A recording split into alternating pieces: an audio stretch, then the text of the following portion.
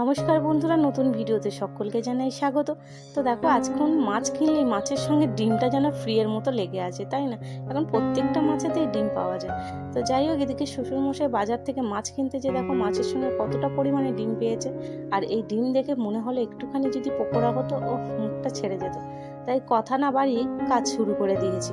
তো মা বলে এতটা ডিম তো আর একদিনে করো না, যেহেতু মাছ হচ্ছে। তো যা অল্প একটুখানি পরিমাণে রেখে দিচ্ছি, ভাবছি কালকে একটুখানি পাকা তেঁতুল দিয়ে টক করব। মাছের ডিম দিয়ে পাকা তেঁতুলের টকটাও বেশ ভালো লাগে কিন্তু। আর এই গরমকালে টকটা খেতেও বেশ ভালো লাগে।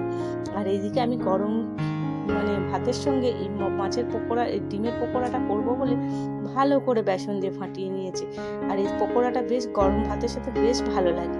তাই তোমরা কারা কারা কি পছন্দ করো অবশ্যই জানাবে। আর এই যে দেখো, আমি এখন ভালোভাবে মচমচে করে লাল লাল করে ভেজে নিচ্ছি মাছের ডিমের পকোড়া। ব্যাস, দেখে তো একদম জিভে